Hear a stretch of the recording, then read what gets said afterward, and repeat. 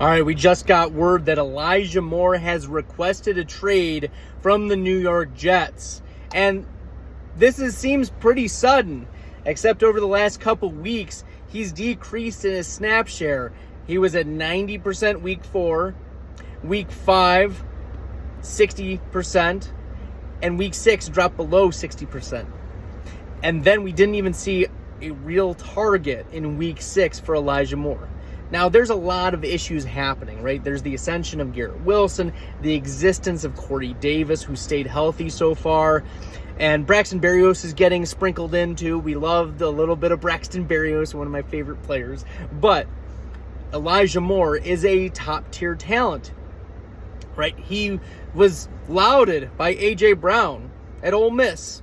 This was a second-round pick, early declare. Prospect profile that was phenomenal, and we saw him dominating last year. So, what do you do with Elijah Moore in fantasy? Well, in redraft, you're going to have to drop him. You're going to have to drop Elijah Moore. This is not a squeaky wheel gets the grease sort of deal. He's not produced a lot this year.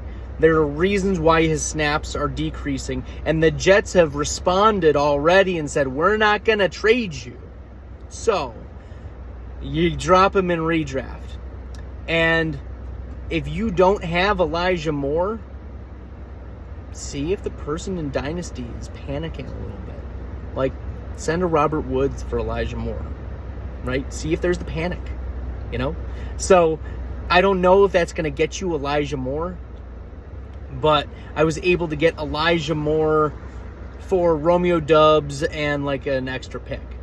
So consider that in your fantasy leagues of, can I acquire Elijah Moore on the cheap? I believe in Elijah Moore's talent. I think that this is a product of Zach Wilson not throwing the ball and not throwing the ball well when he does throw it well. So there are issues with the Jets for sure, but this is a hold or buy low opportunity for Elijah Moore. The talent is just too great. It's not an injury issue. It's not a behavioral issue or a management issue. It's just simply that the Jets have shifted from a pass-heavy team with Joe Flacco to a not very pass-heavy team with Zach Wilson, and Zach Wilson's not a good quarterback either, so they've been leaning on Breece Hall. They've been leaning on the defense. They've been giving Michael Carter goal line carries. There has been a lot of trust with those conservative weapons.